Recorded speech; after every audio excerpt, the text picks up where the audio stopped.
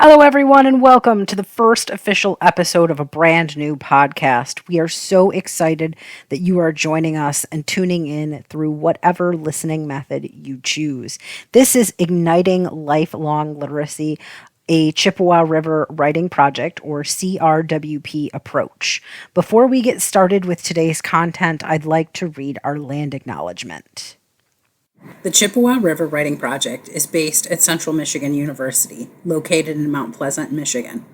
Founded in 1892 as Central Michigan Normal School, CMU is located on the ancestral grounds of the Council of Three Fires, the Anishinaabe, of whom the Saginaw Chippewa Nation is one.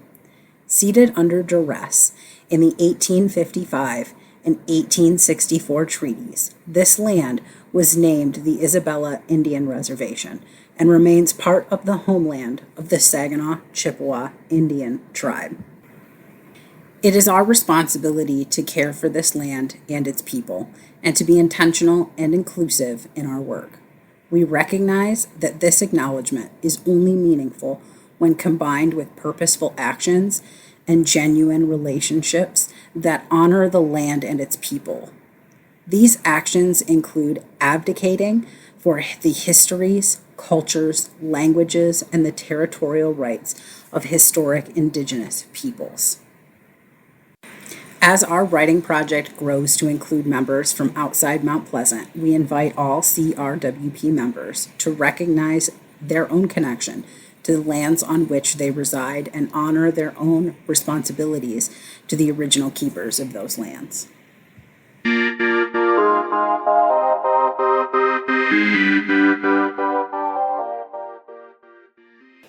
Hey, and in case you forgot, since it's been a month, I'm just one of the hosts of this podcast. My name is Becky Schwartz, and my partner in crime, so to speak, is Lyndsay Young. You're going to hear from her a little bit later in this podcast episode, but if you want to know more about us, we encourage you to listen to our introduction episode where we give you our backgrounds and kind of the focus of this podcast.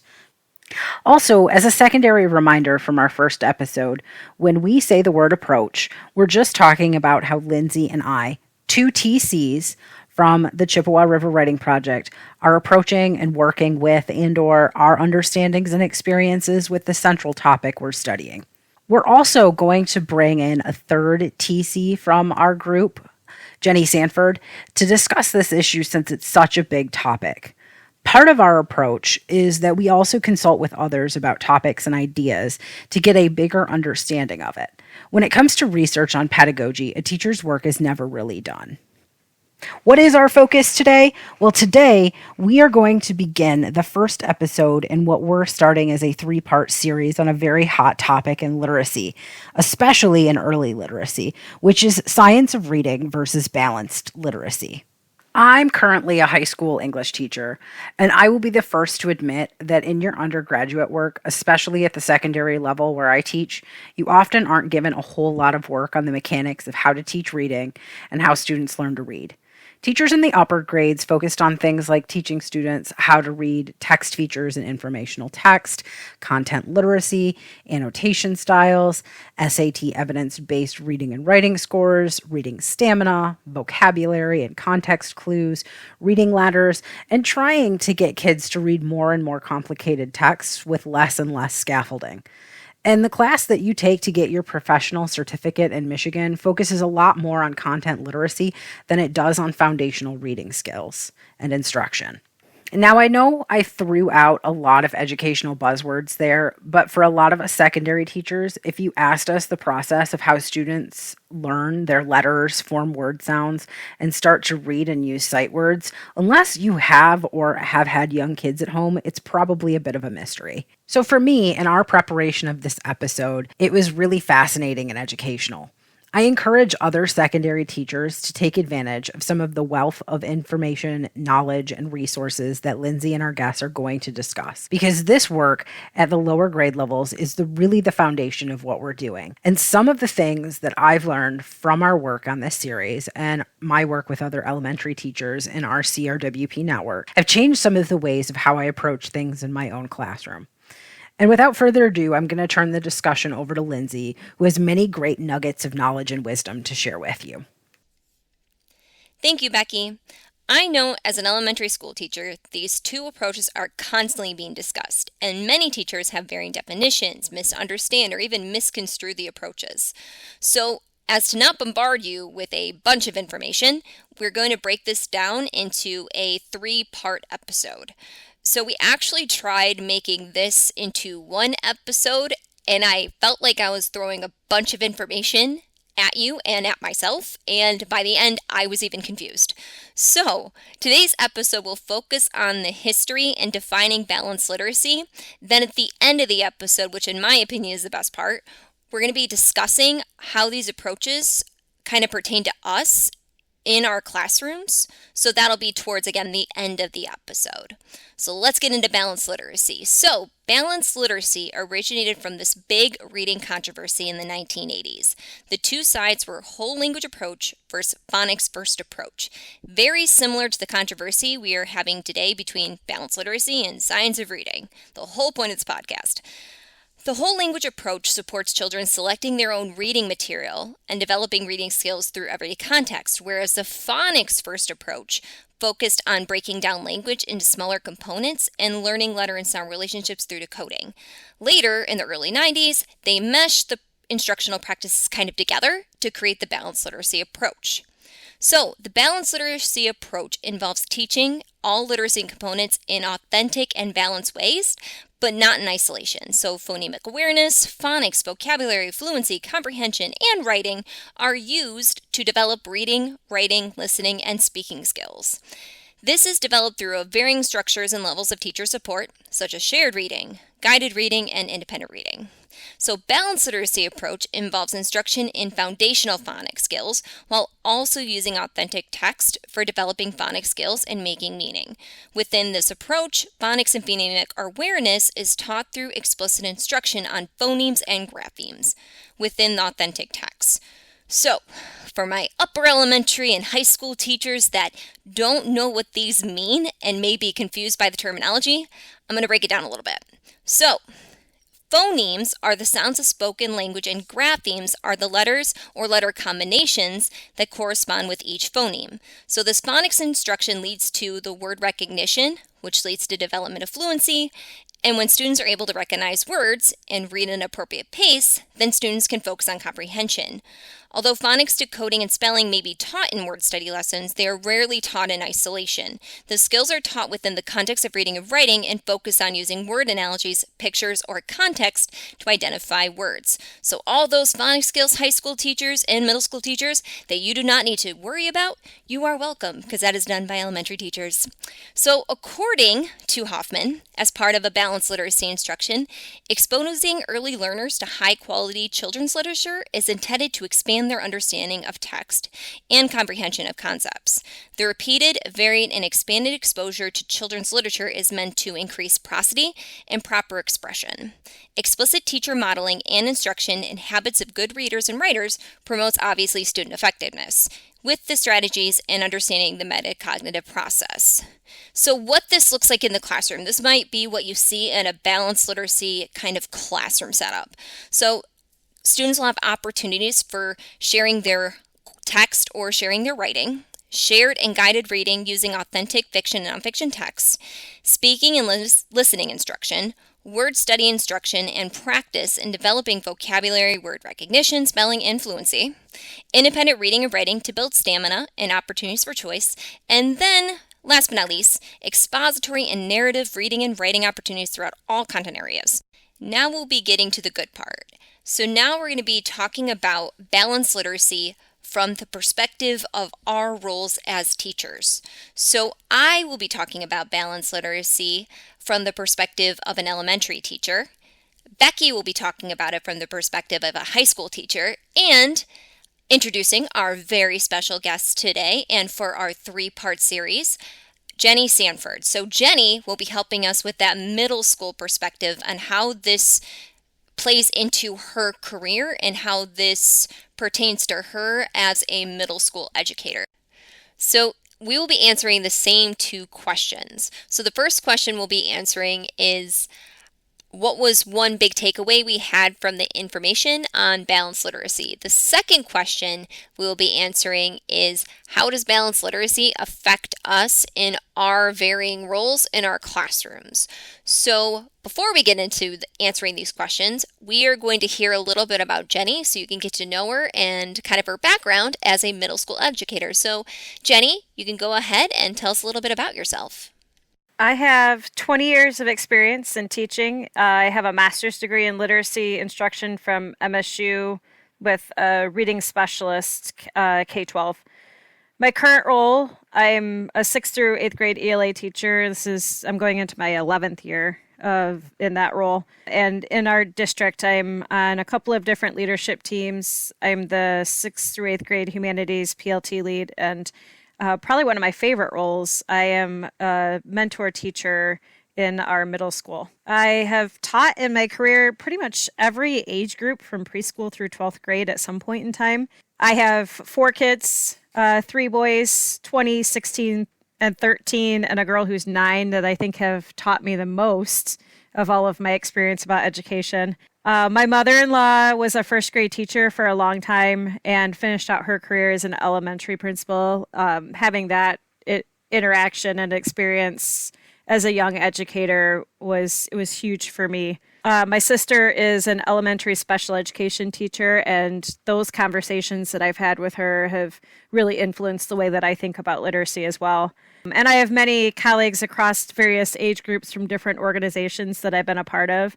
And I read a ton. I'm kind of known as being a huge PD book reader. And so that's really what led me to this book. I found the idea of mixing science of reading and balanced literacy is an interesting concept. Hey, Becky here with sort of a podcast editing note. As we were going through our recordings and putting together this episode, Jenny references a book, but she does not tell you what the title is until later in our interview. So the book she's talking about is called Shifting the Balance, 6 Ways to Bring the Science of Reading into the Balanced Literacy Classroom. It's by Birkins and Yates. We're going to include that into our resources available with our podcast. Go ahead and check it out because she's going to be talking about it a lot in the next upcoming episodes. And now back to your regular scheduled podcast information. Thanks for that information, Jenny. You have such a diverse background in terms of balanced literacy, science of reading, how to blend those two things together.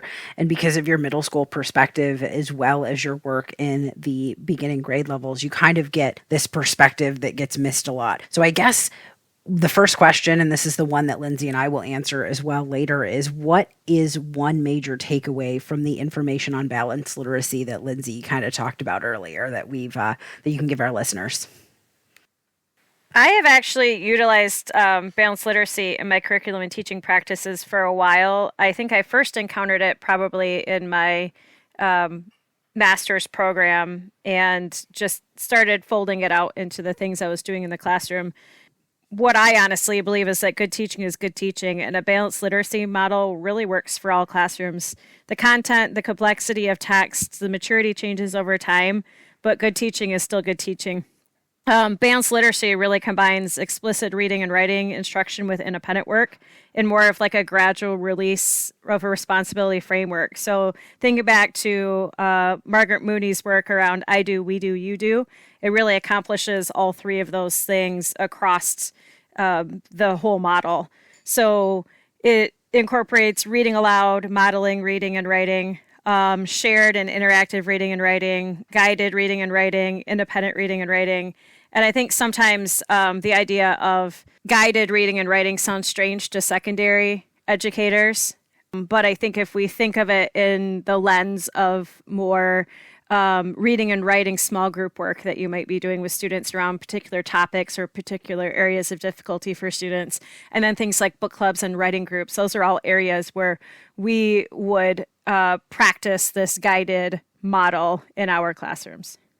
Excellent. And then what part of balanced literacy influences or impacts you as a middle school educator? As I talked about before, good teaching is kind of just good teaching. And that to me is what balanced literacy is.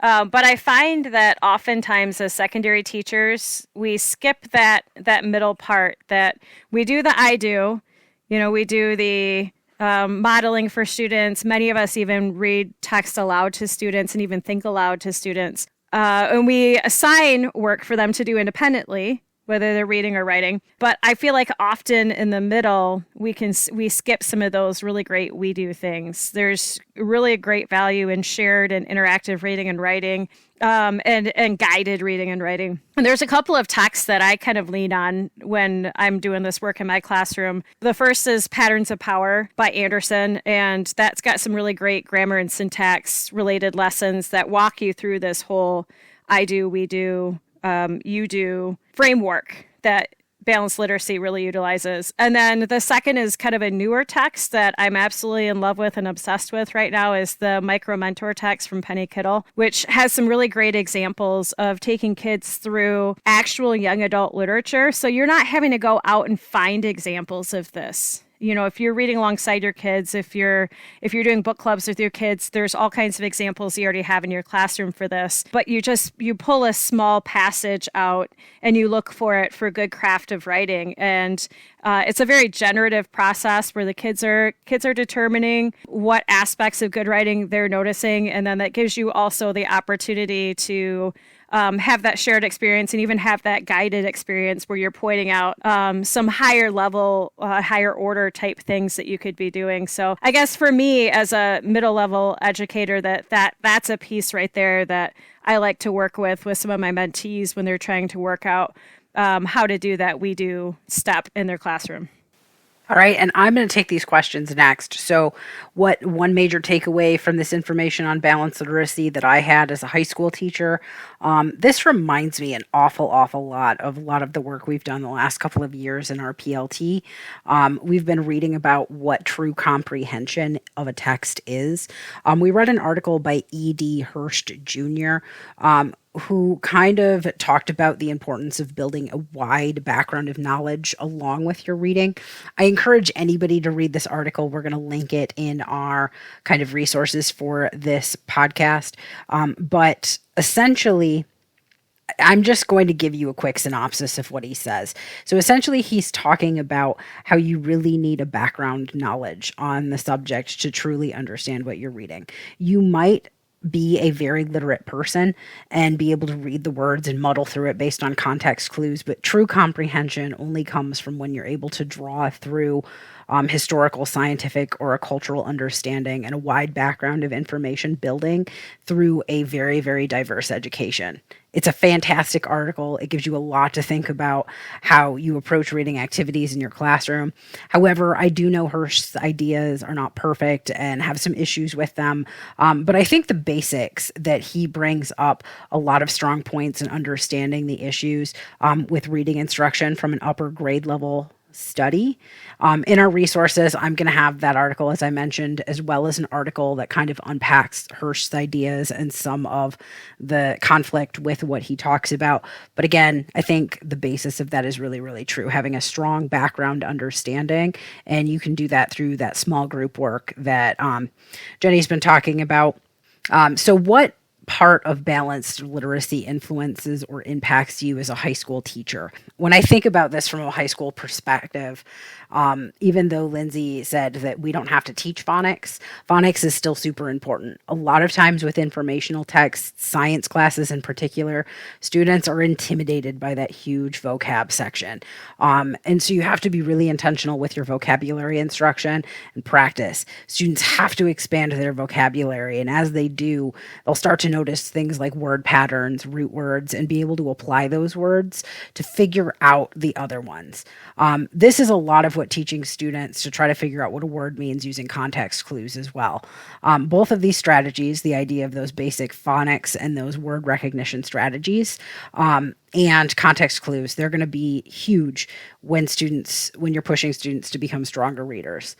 As I've said, and as you've said, there's a lot of implicit modeling and instruction that goes with.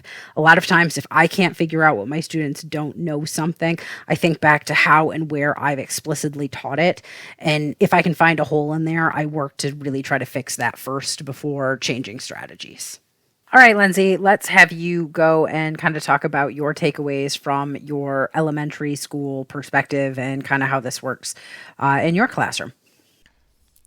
So my one big takeaway as an elementary teacher on this balanced literacy approach is this reaffirming of the importance of understanding the process of how students learn to read, from the primitive stages of sounds and letters correspondence to then blending of sounds to then reading words. So without this understanding, teaching students to read is impossible. So the part of balanced literacy that influences or impacts myself as an elementary teacher, the components of balanced literacy, phonemic awareness, phonics, fluency, vocabulary, comprehension are taught every day. So the idea of balanced literacy greatly impacts and influences my literary practices. So also, as students get into the higher elementary grades, the students' skills within the literacy components can greatly vary, and then teachers are having to differentiate, which can be extremely challenging. So one thing I strive to do in my classroom that is a core belief in balanced literacy is providing high quality text for students through my classroom library. So making sure that I have varying levels, varying genres, to make sure I can get students love of literacy and love of reading and writing, all of those things. And that core to that is having those high quality texts. So providing students with high quality diverse texts will foster and grow students' love of reading, which is extremely important to me. So some places to check out for text, I look at things like the Nerdy Book Club or Great Lake Book Awards. So in case you don't know what those are, I will put those links in the resources below this podcast.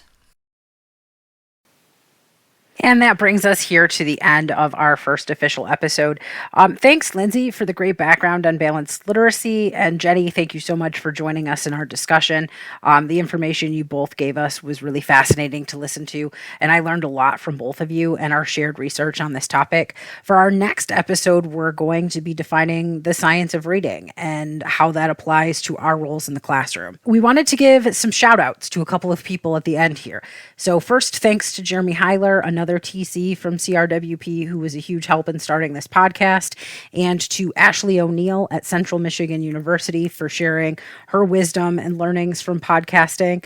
They were very influential to Lyndsay and I on this journey, and we can't thank you both enough. Thank you, listener, for joining us and following us all the way through our first official episode. We're going to be back here next month for part 2 on the 3-part series on science of reading and balanced literacy. If you want to let us know how we're doing, or if you have any ideas of what we should cover next, reach out to us anytime through email at ignitecrwppodcast383@gmail.com. That is ignite, IGNITE, CRWP podcast383@gmail.com. We'd love to hear from you. You can also find us on Facebook and Twitter through CRWP's writing project pages. We are at Chippewa River WP. Stay tuned and see you next time. Fire up.